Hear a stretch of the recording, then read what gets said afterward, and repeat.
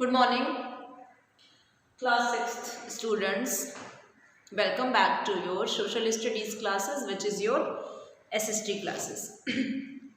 ठीक है. So class 6,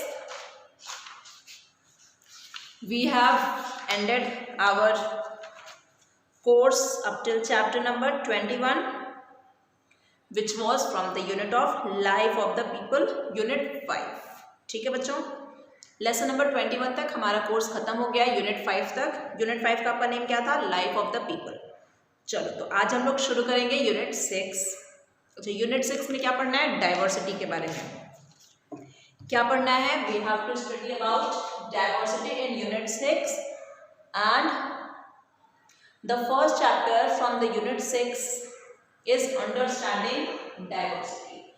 तो लेसन नंबर 22 में हम लोग पढ़ेंगे about diversity.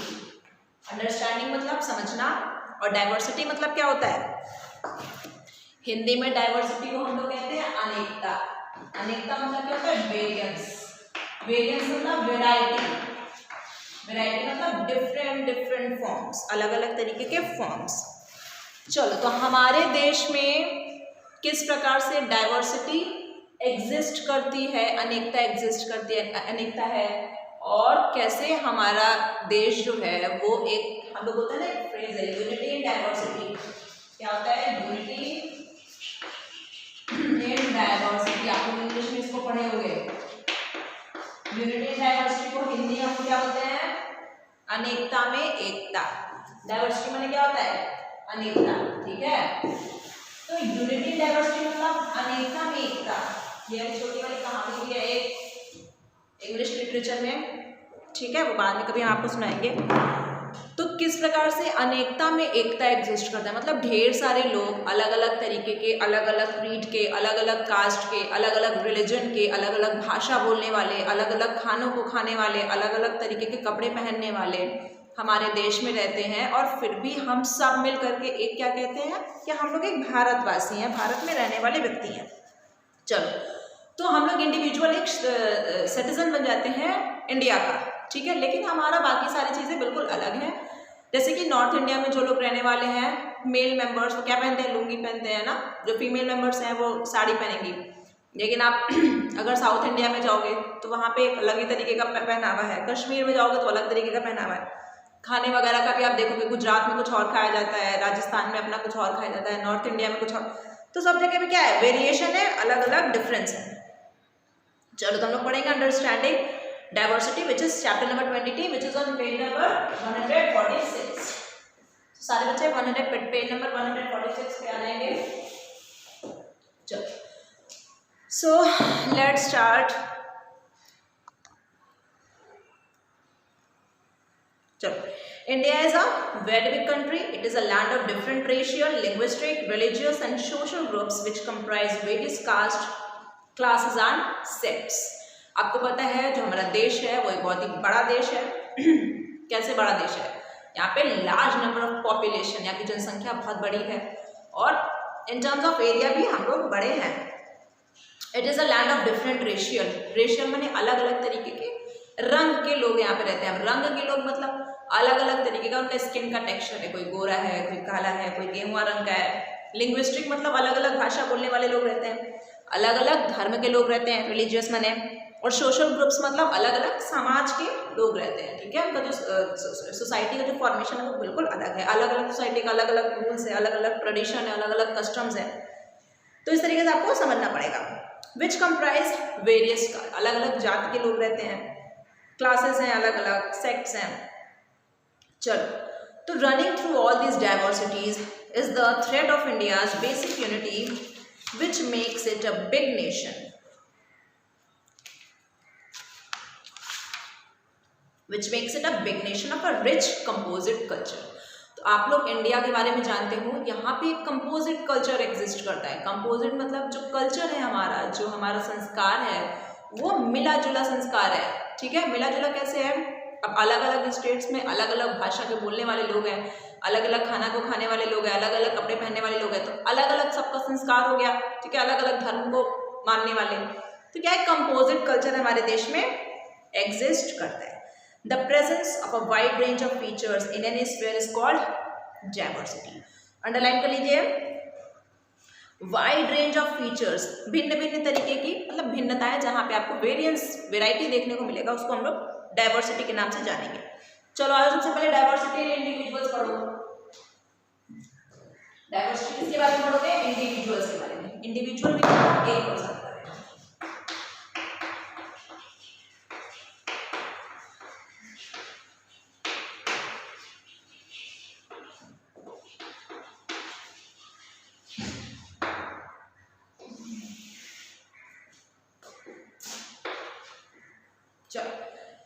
Diversity is a fact of life. क्या है डाइवर्सिटी? जो है भिन्नता, जो है हमारे जीवन की सच्चाई है। Let's take an example of the way we offer prayers. चलो, जब जैसे हम लोग भगवान को मनाते हैं, प्रेयर ऑफर करते हैं, विनती करते हैं, प्रार्थना करते हैं, इसके बारे में हम लोग समझते हैं। Different people go to different places of worship and pray in different ways. अब हम लोग प्रार्थना करने के लिए अलग अलग जगहों पर जाते हैं। जैसे कि हिंदू लोग कहाँ पे जाते हैं? मंदिरों में जाते हैं। मुस्लिम्स लोग कहाँ जाते हैं? मॉस्क, दैट इज मस्जिद में जाते हैं। क्रिश्चियंस कहाँ पे जाते हैं? चर्च में जाते हैं। उसी तरीके से अलग अलग धर्म के लोग अलग अलग जगहों पर जाते हैं। लेकिन जो ऑब्जेक्टिव है, ऑब्जेक्टिव ऑफ प्रेयर क्या है? क्या है आपका कि आप क्यों प्रेयर करते हो? रीजन क्या है? उसका फैक्टर क्या है उसके पीछे?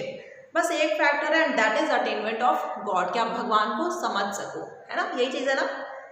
All religious books preach the same virtues. जितनी भी रिलीजियस बुक्स हैं, रामायण हो गया, महाभारत हो गया, गीता हो गया, ये तो मुस्लिम्स का कुरान हो गया, या तो बाइबल हो गया क्रिश्चियंस का, ये सब एक ही चीज हमको सिखाती है। क्या सिखाती है? काइंडनेस, उदारवाद। आप कैसे लोगों के प्रति उदार रहो, ठीक है। लव, प्रेम, ये दर्शाती है, बताती है हमें। लॉयल्टी, लॉयल्टी मतलब क्या होता है? ईमानदारी सिखाती है। ट्रुथफुलनेस, सच्चाई सिखाती है। डिवोशन, डिवोशन मतलब किसी के प्रति आप संपूर्ण भावना से समर्पित रहें, ये होता है डिवोशन।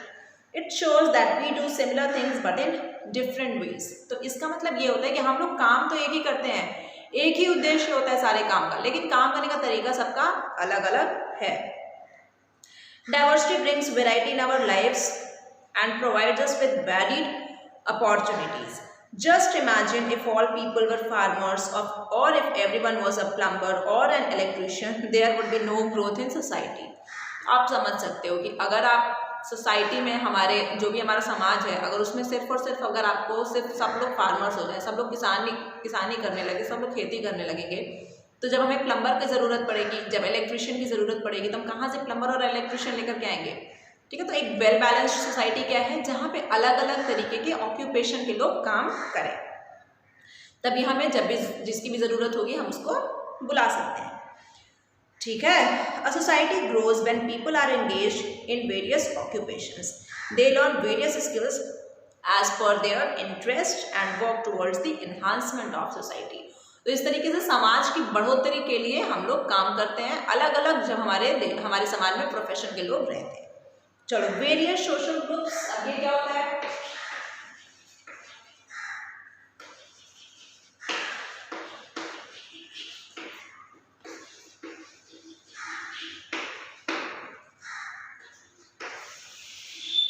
वेरियस सोशल ग्रुप्स क्या होता है?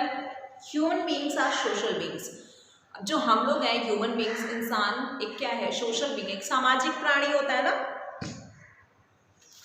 हमें समाज के कुछ रूल्स, नियम है, कायदे कानूनों को फॉलो करना पड़ता है, तभी हम लोग समाज में रह सकते हैं। अदरवाइज क्या होगा? हम लोगों को सोसाइटी से बैनिश कर दिया जाएगा, बहिष्कृत कर दिया जाएगा। They depend on others for fulfilment of their needs. और हम अपनी ज़रूरतों के लिए दूसरों पर निर्भर रहते हैं। That is why although each one of us is unique in our behaviour, feelings and needs, we are brought up to live together in a group. Such groups are called social groups. तो हम सब लोग आपस में तो एक दूसरे से अलग अलग हैं।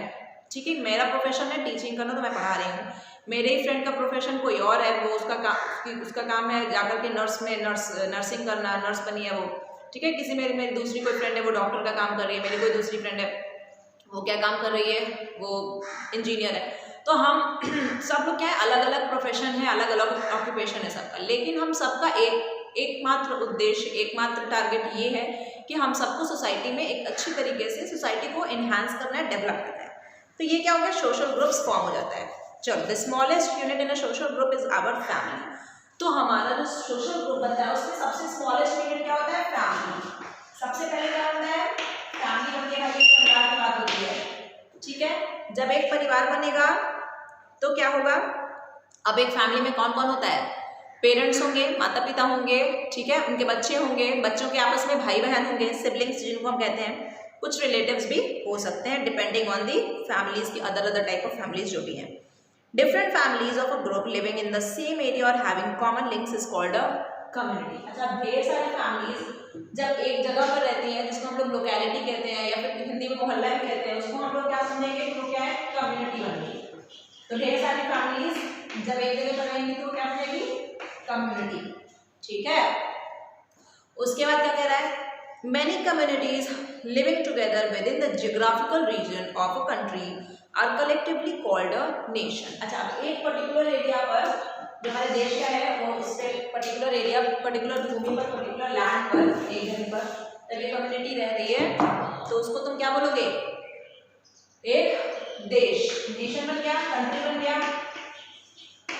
अब ढेर सारे देशों को जब हम जोड़ देंगे आपस में तो क्या बन जाता है? विश्व बन जाता है, पूरा वर्ल्ड बन जाता है, ठीक है ना, संसार बन गया। Different nations together form world. The above given are all different types of social groups. While most of the members of each social group share common interest, there may be diversities within each social group. एक common interest सबका यही होता है, एकमात्र उद्देश्य कि हमें अपने देश को बढ़ाना है, दुनिया को तरक्की पे ले जाना है, लेकिन सबका अलग अलग इंडिविजुअल बिहेवियर और जैसी चीज़ें भी डिफरेंट होता है। डाइवर्सिटी एंड इंटरडिपेंडेंसी, इसके बारे में जानो क्या होता है डाइवर्सिटी और इंटरडिपेंडेंसी।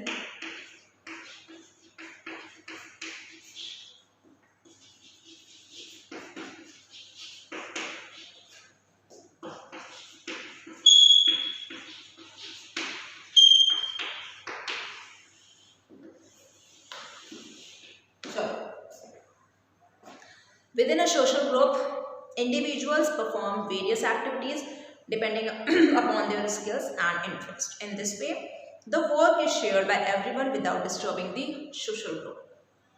तो हर एक इंडिविजुअल अपना काम करता है सोशल ग्रुप में और इस तरीके से सबके बीच में जो हमारा काम है वो बंट जाता है। Different members in a family perform different jobs, ठीक है, परिवार में भी अलग अलग लोग अलग अलग तरीके के काम करते हैं।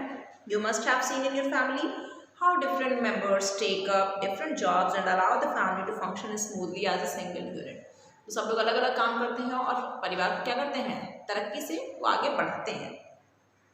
अच्छा, रूरल कम्युनिटी की अगर हम बात करते हैं, ग्रामीण इलाकों की, farmer produces food for the entire community. जो किसान है वो क्या करता है? खाना, वो फूड जो अनाज जो है वो उपजा रहा है, पूरी कम्युनिटी के लोग उपजा रहा है। वीवर बुनाई करते हैं, क्या करते हैं? कपड़े बुनते हैं। मेसन क्या काम करता है? घर बनाता है, ठीक है, मिस्त्री जिसको हम लोग कहते हैं। इस तरीके से जो कम्युनिटी है हमारे एक दूसरे पर इंटरडिपेंडेंट है, निर्भर करती है with in the contribution of diverse members. Communities in towns and cities depend upon the village community to supply them food, and at the same time the village community depends upon the towns and cities for factory made goods, tractors, pumps, etc. देखिए, जो ग्रामीण इलाके हैं वो शहरी इलाकों पर निर्भर करते हैं, शहर के लोगों पर, कि कैसे हमको फैक्ट्री से बन करके सामान प्रोड्यूस होगा, और जो रॉ मटेरियल है वो कहाँ से मिलेगा? हमें गाँव से मिलेगा। जैसे बिस्किट का पैकेट बनाना है, बिस्किट बनाना है आपको, ठीक है, अब बिस्किट की कोई कंपनी है, वो क्या करेगी? जाकर के गाँव में ये बोल देगी कि आप इतने ज़मीन पे आप गेहूँ को क्या कर दो? उगाओ, आप इसका गेहूँ का प्लांटेशन करो। तो अब गेहूँ तो ले लिया उसने, तो जो शहर के लोग थे जिनके पास फैक्ट्रीज थी वो किस पर डिपेंडेंट थे? अपने रॉ मटेरियल के लिए रूरल पर्सन पे डिपेंडेंट थे, गांव के लोगों पर डिपेंडेंट थे, फार्मर पे डिपेंडेंट थे। अब फार्मर किस पर डिपेंडेंट है? फार्मर अर्बन पीपल पे, मैन्युफैक्चरर पे डिपेंडेंट है कि जब वो क्या करेगा? उसको ट्रैक्टर वगैरह प्रोवाइड करेगा। ये सब कहाँ पे बनेगी? फैक्ट्रीज में बनेगी। और जब बिस्किट्स बन जाएंगे, रॉ मटेरियल लेकर के, इतना गेहूँ लेकर के क्या करेगा फार्मर? उसको अंततः उसको खाने के रूप में उसको चेंज करना है, तो इतने बिस्किट्स तो वो भी फिर वो खाएगा। तो एक दूसरे पर ये दोनों क्या है? इंटरडिपेंडेंट है। चलो, while retaining their individuality, different states work in community for the progress of a nation. सब लोग हमारे देश की बढ़ोतरी के लिए ये काम करते हैं। In a country as diverse as India, this has proved to be an advantage and helped in the economic growth of the country. अब हमारे देश में इतनी ज़्यादा भिन्नता है, इतना ज़्यादा वेरिएंस है, तो हमारे भारत जैसे देश में तो ये बहुत ही बड़ी बात है कि अब सब लोग आपस में सहमति से रह करके देश की भलाई के लिए काम करें। Modern world has become one big global family. और सिर्फ हम देश की बात नहीं कर रहे, पूरे विश्व की बात यहाँ पे करते हैं, तो सारे देश, एक देश दूसरे देश पर निर्भर है इम्पोर्ट एक्सपोर्ट के लिए, और इस तरीके से पूरे विश्व में क्या है, इंटरडिपेंडेंसी है, ठीक है। तो each nation has diverse interest, they all work towards a better future. Interdependency of Nations exists across international borders resulting in better economic conditions across the globe। तो किसी देश में किसी चीज़ की ज़्यादा प्रोड्यूस हो रहा है तो वो क्या कर सकता है, एक्सपोर्ट कर सकता है दूसरे देश में, है ना। अगर हमारे पास कुछ ज़्यादा हम प्रोड्यूस कर रहे हैं, जैसे कि हमारे देश में एग्रीकल्चर सबसे ज़्यादा होता है, तो हम उसको क्या करते हैं, एक्सपोर्ट कर देते हैं अदर नेशंस पे जहाँ पे इसकी ज़रूरत होती है। Globalisation is the free flow of goods and services between nations. इसी प्रोसेस को हम लोग ग्लोबलाइजेशन कहते हैं। जब हम लोग सामान को निर्यात आयात करते हैं ना, export import from one nation to another nation, इसको हम लोग ग्लोबलाइजेशन के नाम से जानते हैं। चलो, तो इतना आप लोगों ने कर लिया। अब diversity in India, effects of diversity, unity in diversity देखो है यहाँ पे, आपका पढ़ना है आपको, ठीक है। तो फ्रेज होता है, इसको कैसे आपको यहाँ पे समझाया जाएगा थ्रू केस स्टडी, ये सब हम लोग पढ़ेंगे in the next part of this chapter. Okay class, thank you.